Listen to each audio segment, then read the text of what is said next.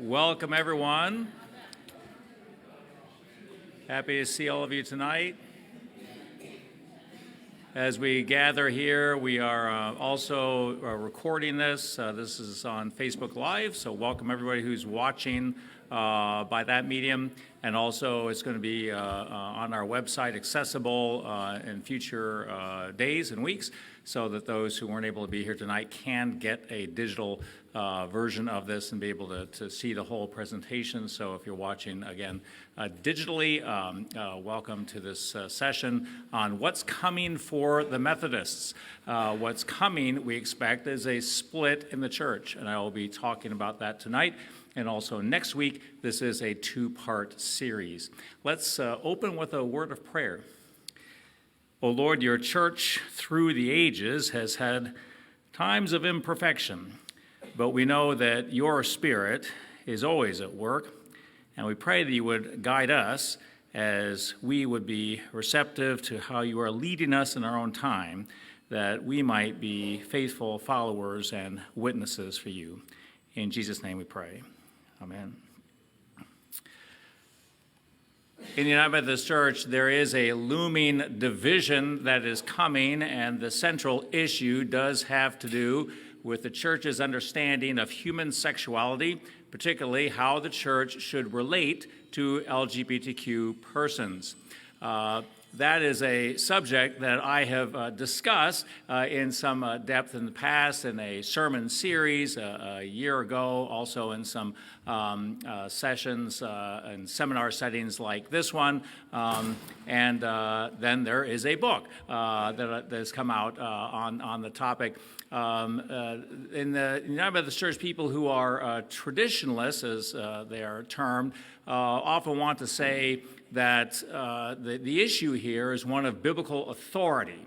But that's not actually the issue, because people who are progressive, so-called, in the current discussion also take the Bible very seriously.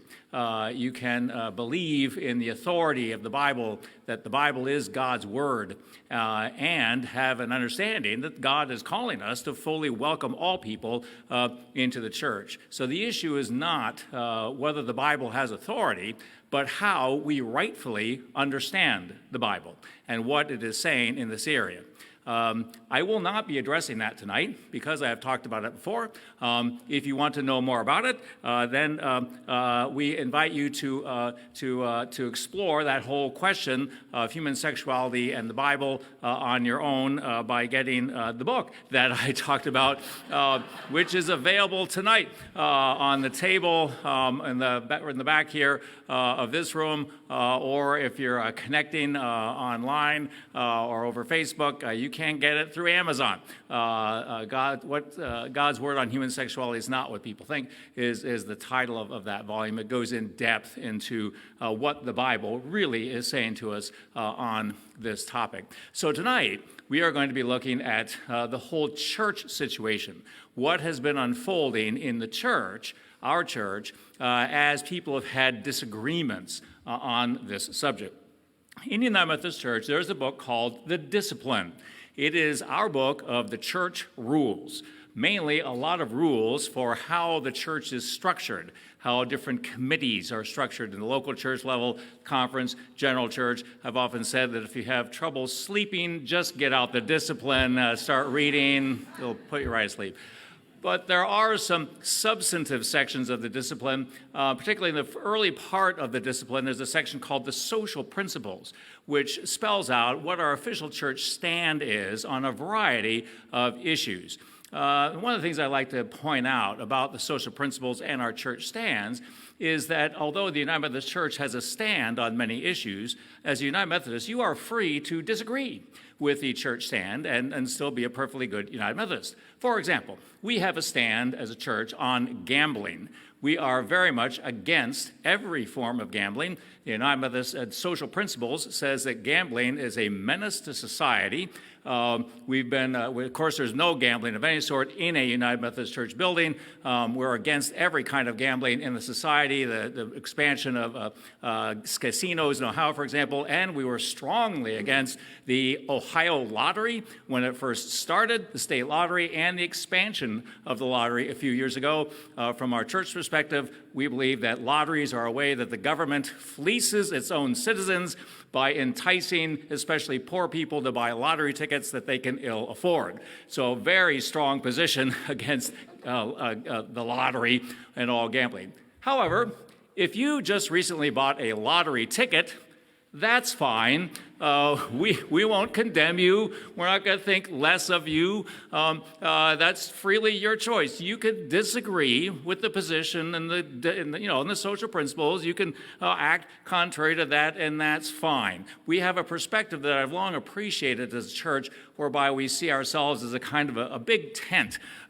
We encompass people of faith with all kinds of perspectives. You don't have to just think one way to be a United Methodist. We can have a diversity of opinions about a great many subjects, and that holds true for pretty much every statement in the social principles and all sorts of issues.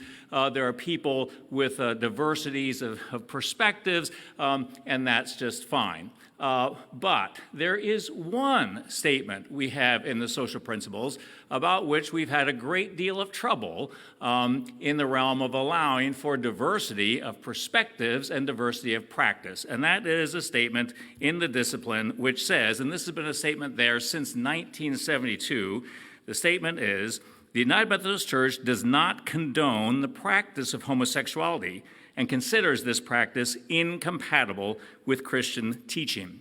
That is the core statement of the church that's been there for quite a few decades. Now, it is followed by a bunch of really nice statements. It says, we affirm that God's grace is available to all. We will seek to live together in Christian community, welcoming, forgiving, and loving one another as Christ has loved and accepted us. We implore families and churches not to reject or condemn lesbian and gay members and friends. We commit ourselves to be in ministry for and with all persons. So there's all these welcoming kinds of statements and accepting statements, except that one statement, the first one, communicates clearly to LGBTQ persons that the denomination does not really accept you. It does not accept you as you are. It accepts you only if you repress your sexuality. That's the message that LGBTQ persons have been hearing from this stance for many years. So with that in our discipline, there have been efforts for many years to change the statement, and I'll be talking about that in the next few minutes. But hinged to that initial statement, then that core statement that the United Methodist Church does not condone the practice of homosexuality, as it's phrased, and considers this practice incompatible with Christian teaching, there are a number of other rules that come off of that. One of them, of course, has to do with marriage. And the current stance in the discipline is ceremonies that celebrate homosexual unions, this is the language of the discipline, shall not be conducted by our ministers and shall not be conducted in our churches. This is a rule that has not allowed for any same-sex weddings in a United Methodist Church building or any same-sex weddings to be performed by a United Methodist pastor. And there have been a number of well-publicized cases in recent years where pastors have actually defied this principle and have held weddings, then were brought up on charges, in some cases were dismissed from the church, kicked out as pastors because they had violated this principle. There are also statements on other subjects, a statement about ordination. That statement reads, while persons set apart by the church for ordained ministry are subject to all the frailties of the human condition and the pressures of society, they are required to maintain the highest standards of holy living in the world. The practice of homosexuality is incompatible with Christian teaching. There you got that statement again. Therefore, self-avowed practicing homosexuals are not to be certified as candidates ordained as ministers or appointed to serve in the United Methodist Church. Then there's a footnote as to what is meant by a self-avowed practicing homosexual, and it says, understood to mean that a person openly acknowledges to a bishop, district superintendent, district committee of ordained ministry, board of ordained ministry, or clergy session that the person is a practicing homosexual. Now, what that has meant is you can be a gay pastor, you can be an LGBTQ person, and you can be ordained and serve in the United Methodist Church as long as you don't practice your sexuality. That is, as long as you are lifelong celibate and are not in a relationship. And indeed, I can think of two pastors in particular in our conference who, both gay men who served for years in our church. Actually, both of them ended up in the conference office, serving in positions there. Actually, one is now deceased, the other is retired, but they simply never spoke about it. Nobody ever, this says self-avowed, so nobody ever asked questions. But the rule is if you're an LGBTQ person, you're a pastor, and you are in a relationship and let it be known or it becomes known, then you're in violation of this principle. And of course, this is a huge factor that would push anybody who's LGBTQ away from seeking ordination in the church. Also, there is a principle about funding, a rule that says in terms of general church finances, the General Council on Finance and Administration, that's kind of the top finance committee of the denomination, shall be responsible for ensuring that no board, agency, commission, or council shall give United Methodist funds to any gay caucus or group or otherwise use such funds to promote the acceptance of homosexuality or violate the express commitment of the United Methodist Church not to reject or condemn lesbian and gay members and friends. The council shall have the right to stop such expenditures. Now, you can tell in that the latter part of that statement, this is how statements take shape when they're formed by big committees. You start getting pieces that are kind of contrary to one another. But the basic rule, as you can see, is there's a prohibition against allowing any United Methodist funding on a general church level to go to any so-called gay caucus or group or anything that's promoting the acceptance of homosexuality, as it says here. Now, this does not affect the local church. In recent months, our church has contributed to the LGBTQ Center at Kent State University. We can do that because local churches are able to do whatever they want with their money. But the conference could not do that. So, the East Ohio Conference is collecting collecting contributions from multiple churches. Some of those churches don't want their money to go that way. That's what this principle is in there for. It prevents the conference or the general church from any expenditures along that line. These rules are established by the United Methodist Church through the process of meetings of the General Conference. The General Conference meets every 4 years. It is the top decision-making body in the United Methodist Church. It involves delegates coming from across the whole denomination, meeting for 2 weeks, making basic decisions for the church, and the General Conference has the authority to shape the discipline in any way it chooses, so it has the authority to change the discipline. The practice of making decisions as a general conference is rooted in church history. If you go way back in the history of the church made decisions in its earliest years by means of councils, gatherings of representative leaders in the church coming together to make decisions, hopefully under God's guidance. So the general conference operates on that principle. We gather together all these leaders to make decisions. So the general conference has the authority to change the discipline in any way and could choose to change or eliminate all the statements that I just read. There have, in fact, been many efforts in recent years at one general conference after another to try to change the discipline because all you need is a proposal to change any or eliminate any piece of the discipline, and then there is a vote ultimately in the general conference, and these rules can be changed. And you can see, for example, the last regular general conference in 2016 in Portland, Oregon, there was again an effort to change the discipline with regard to its LGBTQ rules, and you can see people in the picture on the slide saying that, in a protest kind of stance, it's time to change. However, that kind of effort has run up against demographics every time there has been a vote, and the vote has always been against change in one general conference after another because of the kind of nature of our United Methodist Church in that we are a global denomination. We have about 12.7 million members. only a little over half of those are in the United States. The rest are overseas. This relates to our history as a church, when the Methodists in America split off from the British Methodist Church after the Revolutionary War. The British Methodists, keep in mind, kept their work going, so there are other Methodists all over the world, many of them stemming from the work of the British Methodist Church. There are Methodists in the UK, there's Methodists in the entire British Commonwealth. But in America, the Methodists here spread across the frontier and then began to send missionaries from America overseas, especially to southern Africa.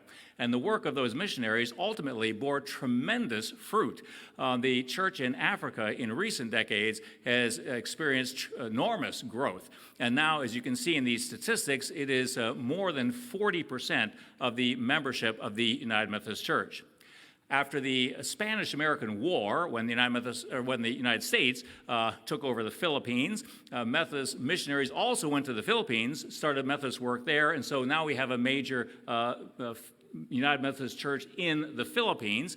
And then at the same time, there were some Methodist settlers who moved back to Europe after living here and started Methodist churches there, especially in Germany. So we got Methodist churches in Europe as well. So it's very much a global church. So when the General Conference meets, there are people coming from all across the globe to meet together.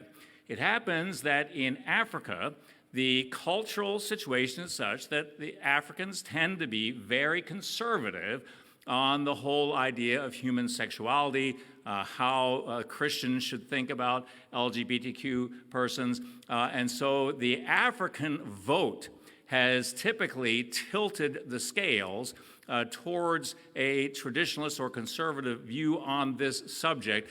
The votes have been generally tight, but although it is the case that in the United States, about 2/3 of United Methodists have been in favor of changing the rules and moving our denomination to being more opening, welcoming, accepting towards LGBTQ persons.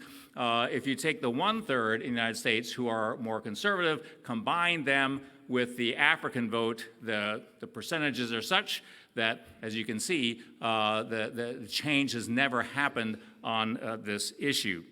So this was the scenario at the 2016 General Conference. There were people, once again, this has happened one General Conference after another, there were people bringing proposals for change.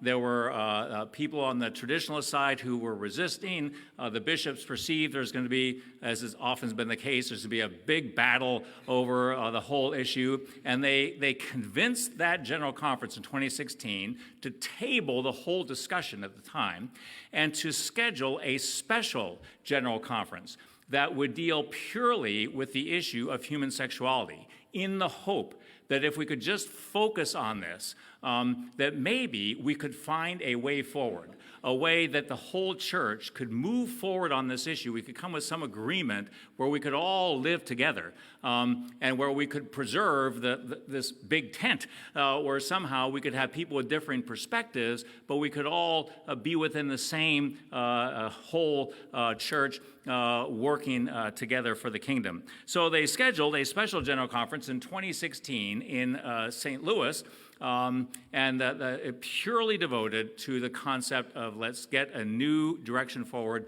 on this issue of human sexuality. And they formed then a body called the Commission on a Way Forward, which was a representative group of people with different perspectives designed to map out what that way forward might look like. After meeting for quite some time, the Commission on the Way Forward came up with 3 plans.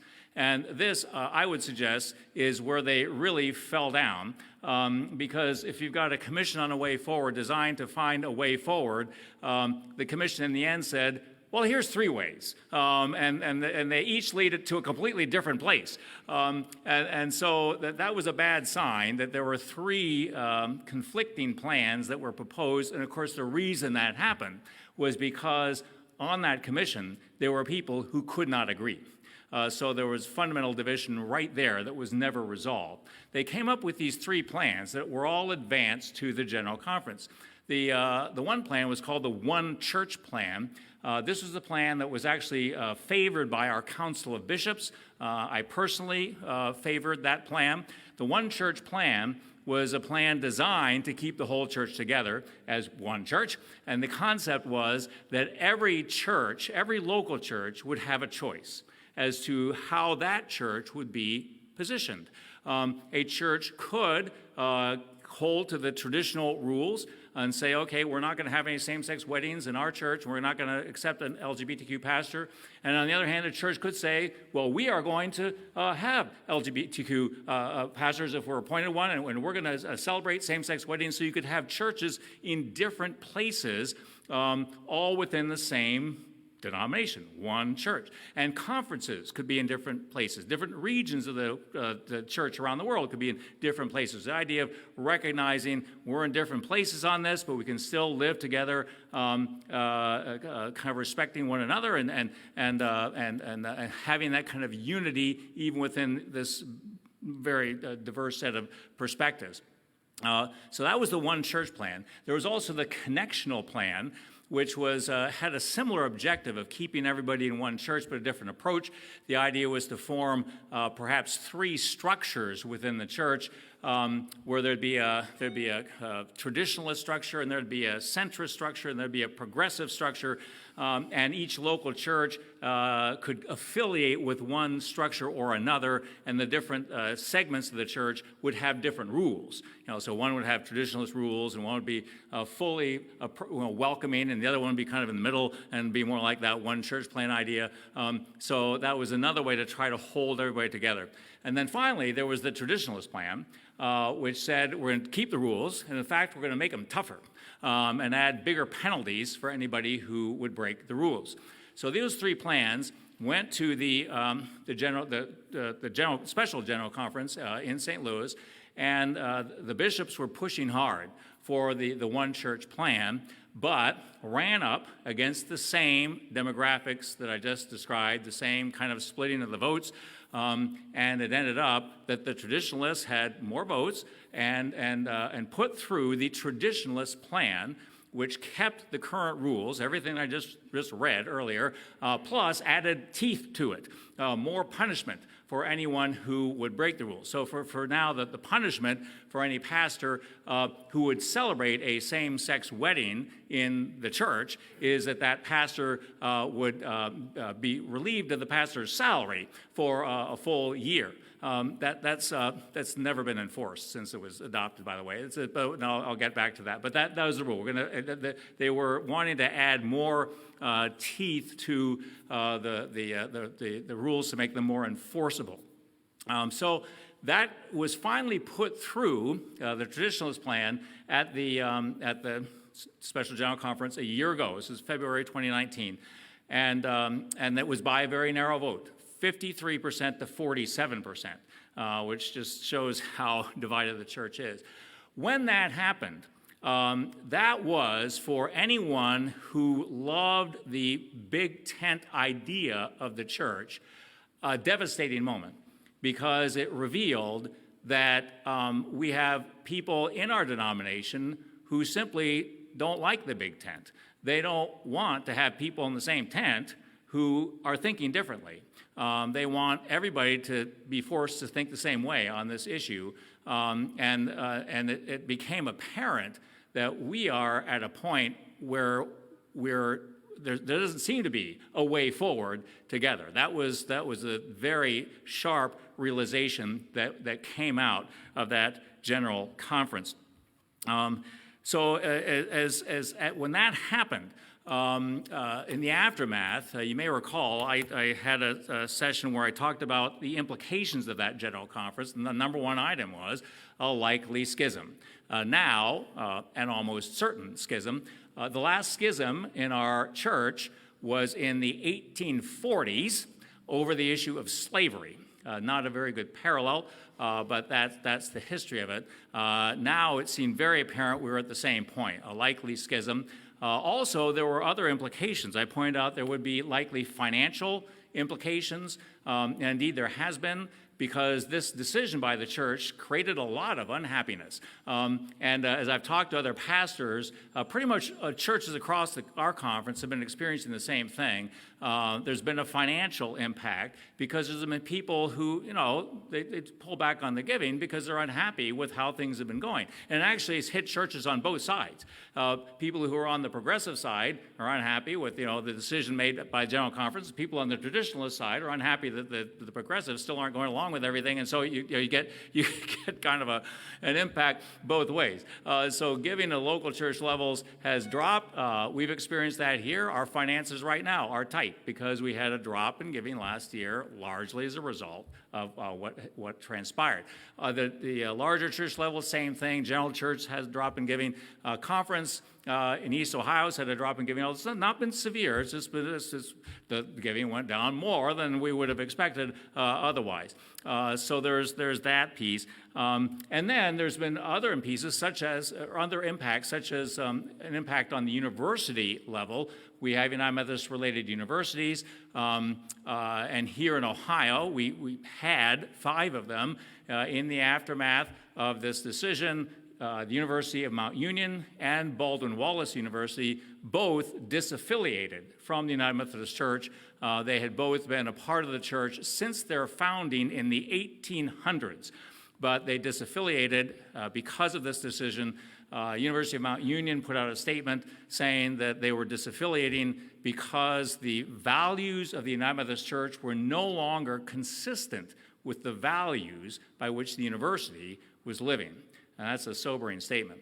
Likewise, Ohio Wesleyan University suspended its relation for a year. Otterbein put things under review. The only one of the 5 United Methodist universities in Ohio that just kept sailing along was Ohio Northern. I've not seen that they've said anything about it. But this has had, and that's not only here, of course, in Ohio, but across the country, that this has had a sort of impact, a disconnect between the church and its historic universities, which really reveals, it tells you something. Here in the local church, we also, in the aftermath of the General Conference decision, took steps, a series of steps, that were all approved by our church council. Our church council is the top decision-making body of the local church, a fairly large group. These decisions were all either unanimously approved, or in a case or two there was one dissenting vote, but these were really overwhelmingly approved by our church council and included several steps. One was just to continue to be a welcoming congregation. We've been a welcoming church, and we just affirmed we are going to continue to, I don't care what the general church says, we are welcoming everybody, fully welcoming and affirming LGBTQ persons, along with everybody and all kinds of diversity to be a part of our congregation. Secondly, we were going to continue to address the issue. Of course, I had that sermon series last year. We subsequently had a couple of sharing moments in church by a couple persons in our congregation. You may remember those kind of testimony moments, we call them. And then we published the book, as an ongoing piece to have for people who want to dig into the biblical foundation of things. We also saw a need to clearly define who we are. If the general church is saying, and it's becoming quite publicized, that the United Methodist Church does not fully accept LGBTQ persons, we want to clearly say we differentiate ourselves from the general church. That's not us. We as a local church do fully welcome, accept, and affirm LGBTQ persons, and so we want to sharply show we are different from the way that general conference went. And so the church council here worked, they had a special task group and worked on formulating a welcoming statement to make that clear when anybody came into our church that we are a welcoming congregation. And in fact, that's what you see now. Every Sunday morning, if you open the bulletin, that welcoming statement is there. That's there on purpose as a response to the General Conference. You find the same thing on our church website. We also took steps with regard to our giving to the larger church. Now, this has been an issue requiring some real thought as churches have considered, okay, if the larger denomination is going a way that we don't agree with, what do we do with regard to our contributions to the larger church? We don't want to fund this kind of wrong direction as we are perceiving it.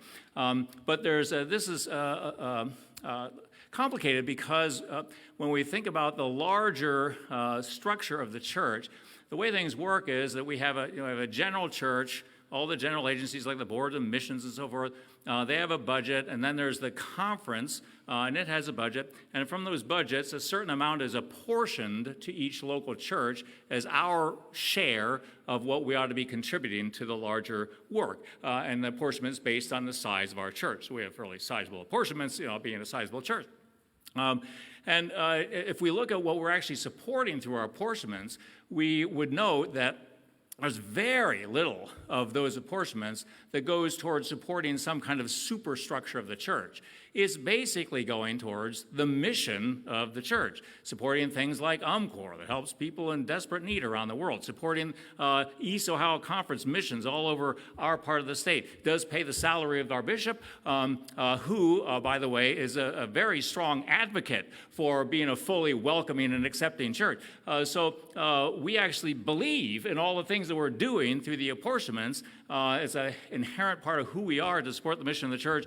So it wouldn't make a lot of sense for us to cut out our giving to the larger church when that's our mission. We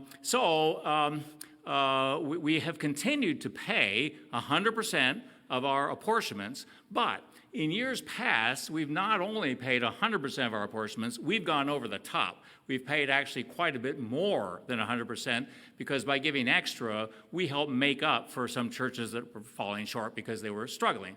So we cut back on that extra amount of giving.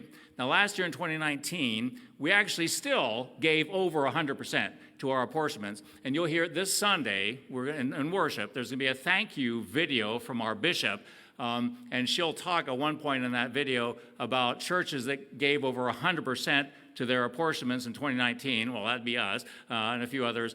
So we still went over the top, but we did not go over the top as much as we had in years past. In fact, it was several $1,000s less than what we would have given. And that was an action, cutting back a bit, just as an expression, a concrete expression of our disagreement with how the general church was going, and also a very practical reaction to the fact that our own church income was dropping as a result of what the General Conference has done. We just really had fewer dollars to give. So that did affect somewhat our giving to the larger church. Then we took action late summer to officially join the Reconciling Ministries Network. The Reconciling Ministries Network is an affiliation, organization, fellowship of churches across the United Methodist denomination who are clearly welcoming and affirming churches. And so it's an organization where we network with other churches to clearly take a stance that we are a welcoming church, and we're working with others to try to promote that kind of welcoming spirit in the denomination. If you go to the website, you'll see us listed among the churches in the country and here in Ohio. We had been loosely affiliated with the Reconciling Ministries Network for quite some time, but we took the action to officially join this past year, again, in response to the action of the General Conference, because we felt we needed to become more actively engaged in taking a stance against where the larger church had gone. This really Reconciling Ministries Network is part of a number of resistance actions directed towards where the church has been going. One of the most prominent cases of that was the case of Bishop Karen Olavito. I've mentioned this case before, but this is a very instructive case at the present time. In the aftermath of the 2016 General Conference, that met in the late spring, in that summer there were meetings of the jurisdictional conferences. Jurisdictions are regions. Here in the United States we have 5 of them. There's Northeast jurisdiction, Southeast jurisdiction, the North Central jurisdiction that we're a part of, that's like Ohio through the Dakotas and Iowa. There's a South Central jurisdiction, and there is a Western jurisdiction, Rocky Mountains and West Coast. The Western jurisdiction has people who are pretty well agreed that the church should fully accept LGBTQ persons, should ordain folks. And so when it came to jurisdictional conference, they were electing bishops. And they elected, as a bishop, Karen Oliveto, who was a pastor in California and also was married, is married to Robin Ridenour. You can see sitting, she's the one kind of right behind the bishop. So they're married, and the bishop was assigned, she was elected bishop and assigned to the Mountain Sky area, which is kind of in the Rocky Mountains, to be bishop. Well, obviously, Karen, along with Robin, would be in violation of that statement in the discipline that I read earlier, that a person cannot be a self-avowed practicing homosexual, as the language goes, and be ordained or appointed as the United Methodist Church, and here she is being appointed as bishop. But the Western jurisdiction appointed her, so in the aftermath of that, there were charges brought against Bishop Karen Oliveto in the United Methodist Church. If a pastor or bishop does something that some members of the church feel is out of line with the discipline, they can bring charges through our church court system. And so some folks from the South Central jurisdiction, that would be Texas, brought charges against Bishop Karen Oliveto, saying that she was in violation of the discipline. And that case went all the way to the Judicial Council, which is like the Supreme Court of our church, which ruled that, in fact, the appointment of Bishop Karen Oliveto as bishop was in violation of the discipline. She should not have been appointed there. And then the Judicial Council also ruled that the body responsible for removing her from her office of bishop would be the Western jurisdiction of the United Methodist Church, who is not the least bit interested in removing her from office, so she's still there. You can go to the website of the Mountain Sky Conference, and you can see the bishop's picture there, and, she's serving as bishop. She's got the bishop's letter, on the front page, which talks about God, love, Jesus, what things bishops talk about.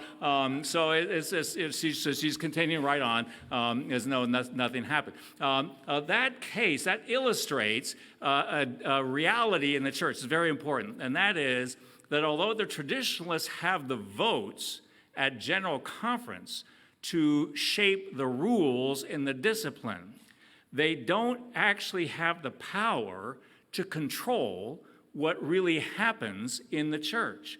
Because in our denomination, although you got these rules, there's a lot of power vested in the jurisdictions, in the conferences, in the bishops themselves, in the local church, in the pastors, and the great majority of U.S. bishops are welcoming and accepting in their perspective, and the majority, certainly the great majority here in East Ohio, of pastors of large churches in the conference are welcoming and affirming people. So we're all moving in a way that's contrary to where the traditionalists would want the church to move.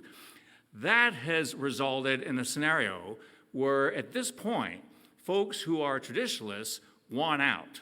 You might think, well, they won, so they should kind of be in charge of things, but they realize they're not. And it frustrates them endlessly that people are not following the rules they wanted to write, and they don't want to put up with those people anymore.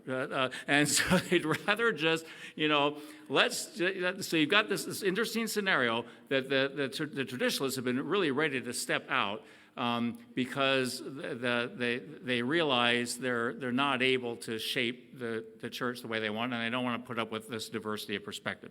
In the aftermath then, the last General Conference on a large scale, we began to have a number of movements take place. In the centrist progressive area, we had several movements form that were designed to kind of spell out a strategy of resistance to what the General Conference had just done. And I'm listed some of them here: a group called United Methodist, a group called Mainstream UMC, a group called UMC Next, here in East Ohio, a group called East Ohio Forward that now is called East Ohio Next. The words forward and next get used a lot. But these all represent a kind of centrist / progressive perspective. A centrist church in this kind of discussion will be one that's kind of in the middle, that probably doesn't say a whole lot about the whole issue, but generally is a welcoming church and simply wants to allow people to have different opinions. A progressive church, and keep in mind we're talking here, when I use the word progressive, I'm using it in this context in regard to this issue of how the church relates to LGBTQ persons. This is, when I talk about this kind of progressive, I'm not talking about people who vote for Bernie, all right? It's not political progressive. You can be a progressive on this issue in the church and be a political conservative or a political moderate. Doesn't matter what your politics are. That we're talking simply about how do you think the church should relate to LGBTQ persons? So if you think the church should be fully welcoming and accepting and should be very clear about that, that's making you a progressive in this kind of language. So a progressive church would be one that's very clear, we are welcoming and affirming. But a progressive church would also generally have the perspective that it's okay if people think otherwise. It's okay if we have people with traditionalist ideas in the church. That's fine too. We're open to that. So as you can see, between centrist and progressive in these definitions, there's a fuzzy line because they kind of the general agreement is let's be welcoming. We want to be a welcoming church. We'll allow for some diverse perspectives too. So there's kind of a gradation between centrists and progressives, and that's why when we had these movements forming, we had people who called themselves centrists and we had people who called themselves progressives who found themselves natural allies because there wasn't a real sharp division between the two. So you'll see me using this language, centrist, progressive, quite a bit. You'll hear that in publications. So these groups were forming, trying to shape strategies for resisting the stance of the general church. And then on the other side, you had the traditionalist groups that were behind that decision that had been made to back the traditionalist plan. These groups generally have existed for quite some time. There's a group called Good News, which is actually, that's a magazine that's been published from what you might call an evangelical perspective for quite some years. A group called the Confessing Movement, which is a group that wants to say we're basing ourselves on doesn't mean they're confessing their sins all the time. It means that they're trying to base themselves on the historic confessions of Christian faith, like the Westminster Confession, the ancient creeds of the church. It's kind of a misnomer, really, because what folks in that movement would like to think is that they are grounding themselves in the historic faith of the church, and people who they would define as liberal are diverging from the historic faith of the church, whereas in reality, churches that are fully welcoming and accepting, such as ours, also are grounded thoroughly in the confessions of the church. A few years ago, I did a sermon series on the Apostles' Creed, and strongly affirmed every single article of that creed. So we are a confessing church in terms of holding the ancient church confessions, but we would disagree with the folks in this particular movement on a lot of their interpretations. But anyways, confessing movements is kind of a traditionalist movement in the church.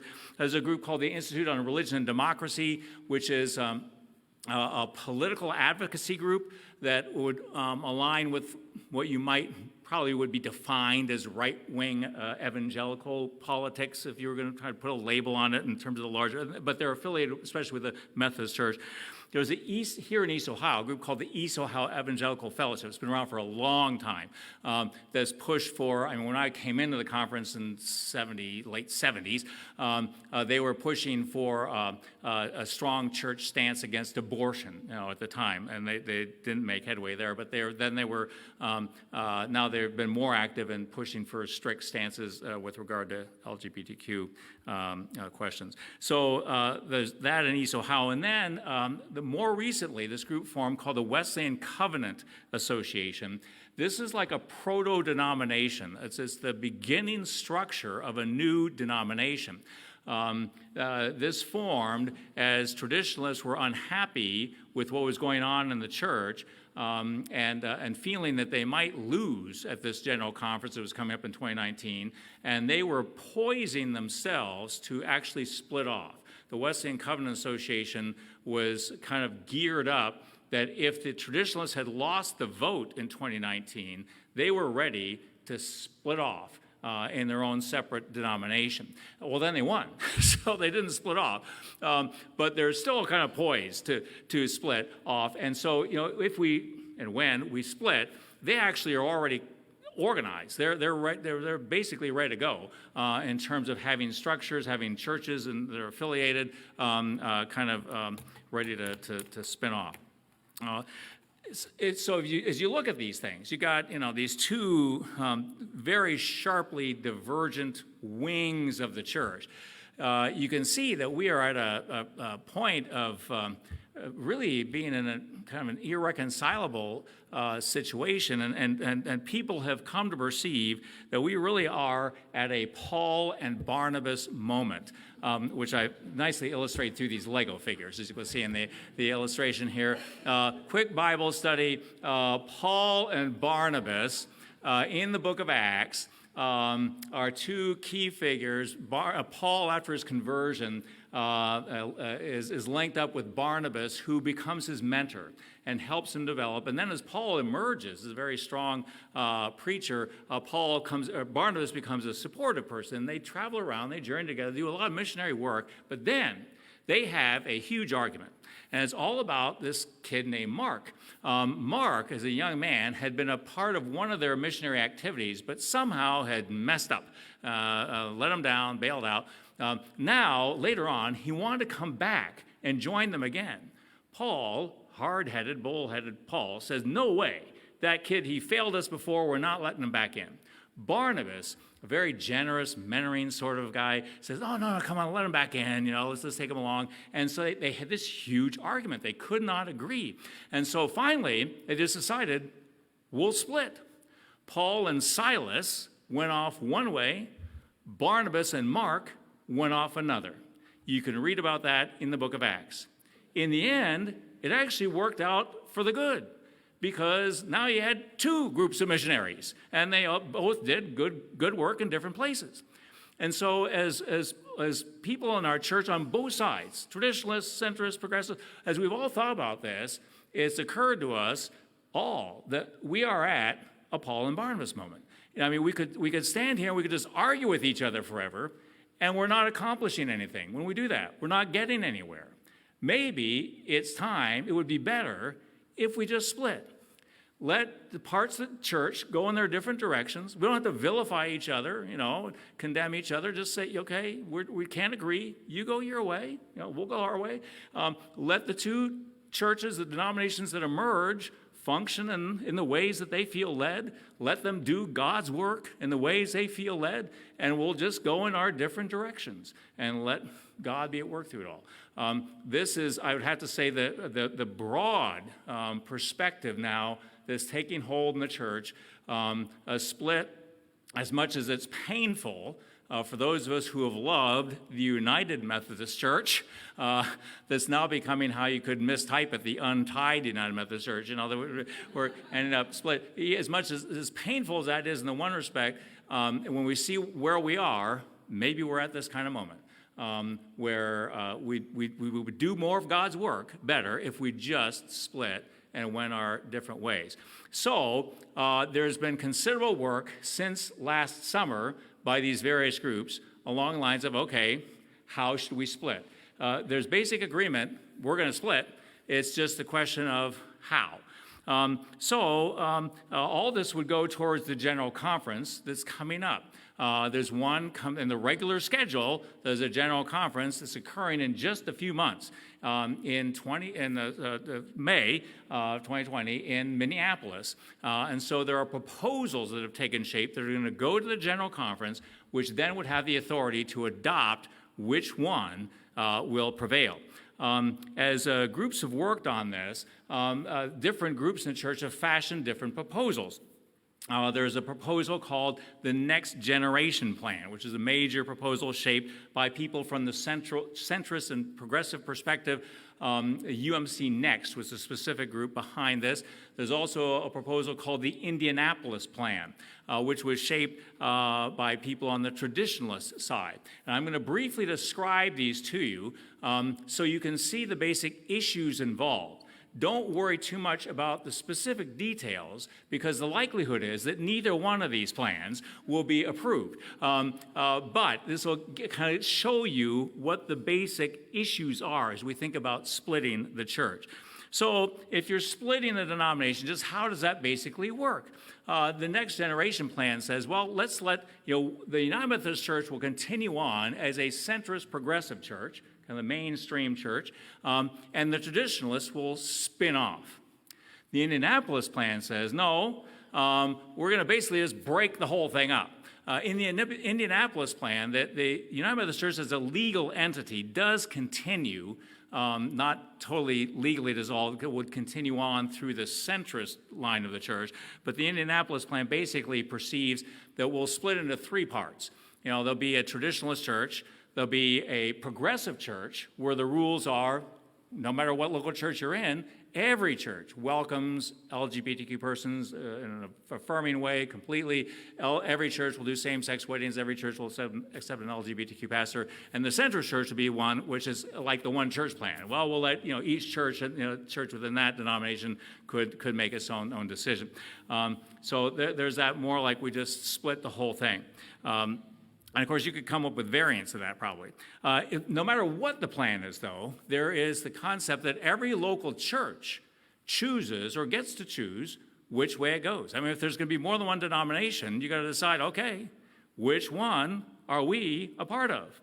In the Next Generation Plan, the default position is that churches stay in the centrist progressive church. You don't have to do anything, and you just stay there. You could decide, however, to disaffiliate from that, to join the traditionalist church by a 2/3 vote.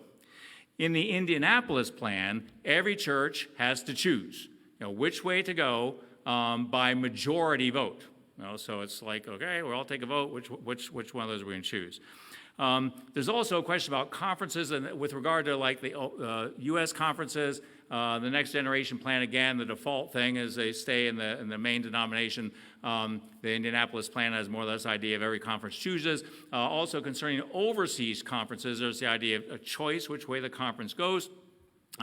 In the Next Generation Plan, there's an important concept that the new church, the new mainstream church, centrist progressive, would allow for regional differences so that different regions of the church could have different rules. So the idea would be that in the U.S. church, in this plan, all the restrictive rules about LGBTQ persons would be removed.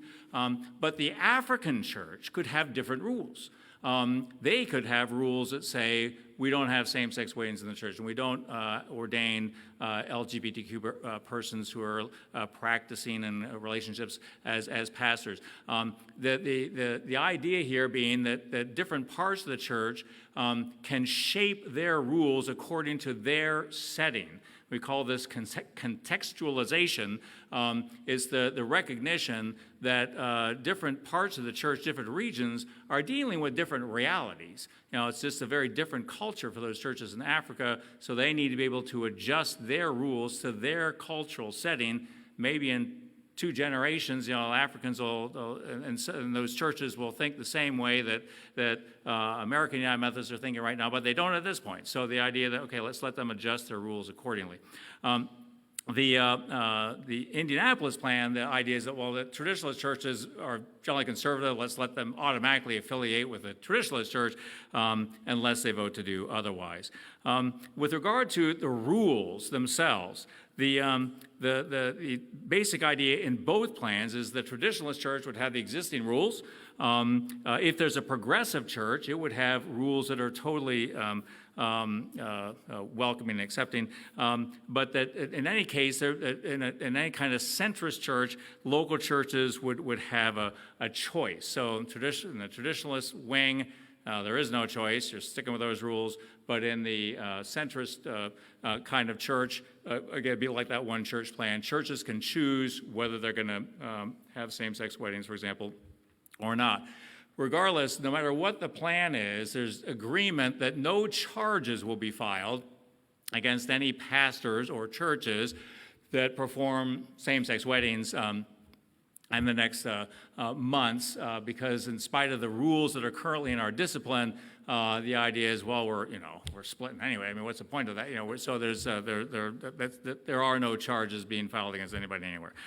To push this a little bit further, to be clear, the idea is that in a centrist progressive church, everything I read at the start of this session about all those rules from the discipline, that would all be gone. Every word of it would be removed from the discipline. A church could choose to add its own rules. It could say, okay, the discipline says nothing, but we don't want to do same-sex weddings, so our local church right here, we're not going to. Church would have that freedom, but the rules for the whole denomination would have none of that restrictive language. That would be gone. Whereas in the traditionalist church, all that language would still be there. So that's the basic difference in how the disciplines of the future denominations would look. Also, we have agencies we've got to think about. In the United Methodist Church, for example, we've got UMCOR, United Methodist Committee on Relief, our disaster relief agency. We've got United Methodist Women. We've got a publishing house, all these sorts of entities. What about them? Well, in the next generation plan, the idea is that those agencies stay with the main denomination, and then the traditionalist church, when it forms, can just create its own. In the Indianapolis plan, quite a number of those agencies, the main ones, would become independent nonprofits that would relate to all the denominations that would form, however many of them there are. So, for example, and this makes a lot of sense, especially for something like UMCOR. UMCOR become an independent nonprofit. The traditionalist Methodists and the centrist progressive Methodists, we'd all support UMCOR because that's something we do agree on. We ought to help people who are hungry and need help. So we could all still plug into the United Methodist Women in this plan. Becomes an independent nonprofit, so you got traditionalist United Methodist Women and progressive ones plugging in the same. I'm not sure how that would work, but I'll leave that there. Or UMW could think about that. But anyways, that's kind of how their plan shapes up. Also, funding, of course, is a big thing. What about the money? We've got funds that are held by the larger church. So in the next generation plan, the idea there is that if there's any denomination that spin off, certainly a traditionalist denomination spins off, that there would be a grant of funds, a fixed dollar amount of money that would be given to that new denomination, representing that those churches had contributed to what's in the larger church, and we would just fix a sum, whatever's determined to be an appropriate sum, a certain fixed amount, there it is, kind of the seed money with which they start their new denomination. The Indianapolis plan says, well, we're splitting the whole thing up. So we'll let every church affiliate with these three denominations, however many that form, and then we'll split up all the money according to how many members go with each of the branches of the church. So it'll just be the percentages. Now, I can say, as the chairperson of the Conference Council on Finance and Administration, this would be a disaster. Not only because we have questionable membership figures some places, and there'll be a lot of issues there, but because we don't just have a pile of loose cash, that we can divvy up according to some percentages. We have the funds that we have at the general church level and the conference level are in many cases designated, they're restricted, they're for this particular cause or that, they're illiquid, we have property, we have a building that's the area center, we have camps, you can't just divide all this stuff, this would be a mess. But anyways, that was what their plan was. Also has issues about pensions. This has been agreement across the board that however the church splits, that everybody's pension plan, whether they're a pastor or a lay employee, and here in Kent, our employees who are more than half-time have pension plans. Those would all remain vested in Westpath, which is our United Methodist pension entity, and that will continue to serve any branches of the church that come out of this. So everybody's pension is safe. There's a lot of work done to be sure nobody ends up just getting sunk in this process. Also, property. The big issue here is local church property. Right now, in our denomination, we have what's called a trust clause with all our property, such that we hold this building in trust for the United Methodist Church as a denomination. If we decide tonight that we're no longer going to be United Methodists, we want to be just an independent, non-denominational church, we can do that, but then we have to leave our building. The building then belongs to the United Methodist denomination. This is a big disincentive for trying to leave. But every plan would change that so that as churches are affiliating with this new denomination or that one, they all can take their property with them. So that no longer becomes an issue. Pastors also can choose which way they're going to go, of course, into whichever denomination is forming. Now, that's those two plans, but that's not all of them. There are other plans. I'm not going to talk about these in any detail, but there's a thing called the New Expressions Worldwide Plan, where the United Methodist Church would dissolve into 4 parts, split into 4 pieces. There would be a traditionalist church, a moderate church, a progressive church, and a liberationist church, which is further to the left than progressive. And it's so like if progressive, it means that on this issue that you're fully welcoming and accepting of LGBTQ persons, then liberationists would mean that you actually not only do that, but you try to advance LGBTQ persons in terms of leadership and whatever in the church. And there's also with this movement, there's a lot of language about anti-colonialism and they're kind of out there. I mean, this plan is not going anywhere, I have to say. This is kind of more of a, but it's just one more expression in the church. Then there's a thing called the Bard-Jones plan, put together by 2 guys named Bard and Jones, who were bishops, our bishops, and this came out shortly after that Special General Conference in 2019, and this was kind of a rehash of the connectional plan, where they thought, okay, the one church plan failed, let's try a redo of the connectional plan, that idea that we'll have different segments in the church, and people can affiliate with one segment or another. Each segment has different rules, and they're all within the big tent, kind of a loose federation called the United Methodist Church. Now, you can tell, looking at all this, if we've got all these plans, they're very different. They're all heading towards General Conference in May, and they all consist of a whole bunch of specific petitions, changing this rule or that rule in the discipline. This could be a mess because we could potentially have massive arguments about which plan gets put forward, and you could end up with a plan being rammed through that a bunch of people hate, and there's just enormous dissatisfaction. So as we would sit here, this could be bad, except that there is one more plan that came forth at the end of last year. Right about the end of December, beginning of January, this plan came out. It is called the Protocol for Reconciliation and Grace Through Separation. Not the catchiest name, but this plan is different from the others in a very important way. It was initiated by an African bishop who, in creating this, managed to recruit the top leaders of every constituency in the denomination. So all those groups I named.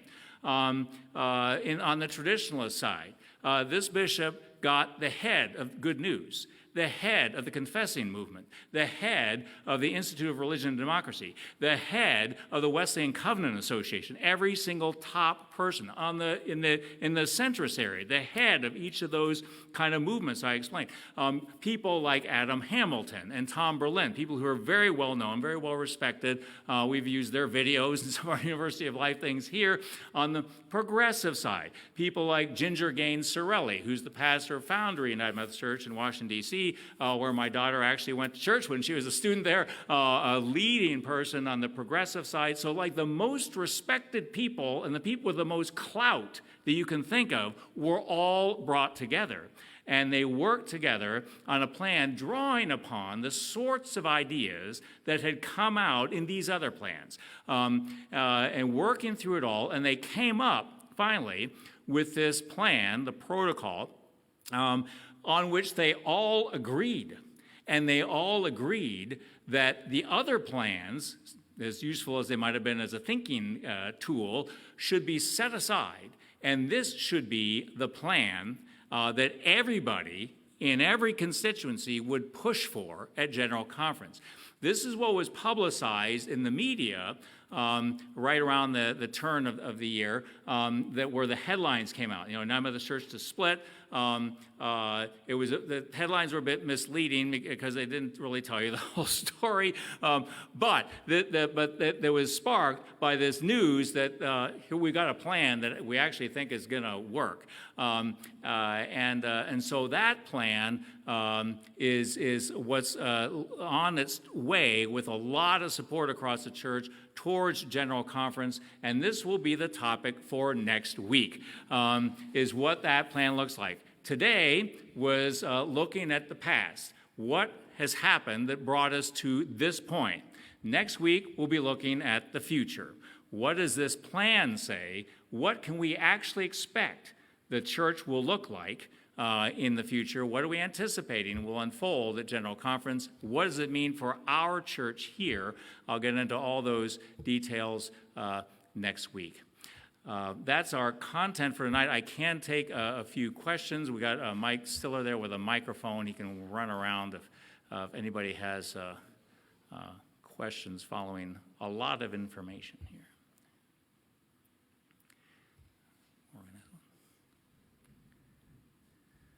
I don't have a question, but I can't believe that Satan isn't rejoicing. We've done it to ourselves.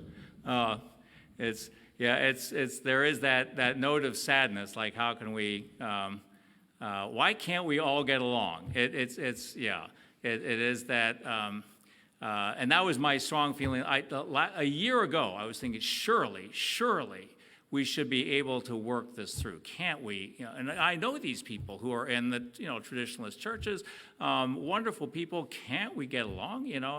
But the frustrating reality has been that, well, apparently not, because we just have hit an impasse.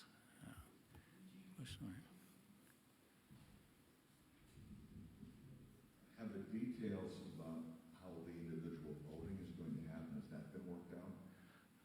How voting is going to work out, you're asking? Does everybody who's a member of the United Methodist Church get a vote? On these plans? Well, let me answer that quickly, and then I'll address this more next week as well. So the plan at General Conference, we send a delegation that is elected by our annual conference. So last year, last June, at annual conference at Lakeside, where I'm there and we have other members of our church who are there as voting members, we elected the delegates to go to General Conference from East Ohio, 6 clergy, 6 lay. And I'll talk more next week about the dynamics of that. So there have been people elected from across the whole denomination, and they're the ones who are going to vote at General Conference on this. And there are dynamics there that I'll get into. Yeah. Any other questions? All right, let me bring us to a closing prayer and look forward to continuing next week. Lord, it is with a measure of pain that we consider our church dividing, just as Paul and Barnabas had that pain of having worked together so closely and yet setting off then in separate directions. But we know, Lord, that your Spirit is at work in such times. You can guide us to bring about good as we open ourselves to how you would work among us. Lead us, Lord, as we seek to continue to be receptive to your call to us, to to your wisdom, to your compassion. Lead us, Lord, as we have such divided ideas, nevertheless to have a spirit of grace, to honor and value one another, even as we have diversities of perspectives, and to seek to embody, Lord, that kind of welcoming and loving spirit that you impart to us. Lead us, Lord, as we continue to live together as your people, and as even in our sometimes divided moments, we know that beneath it all there is yet unity together in the body of Christ. In the name of Jesus, our Lord and Savior, we pray. Amen. Thank you all for being here tonight. Next week, 7 o'clock, we'll be here.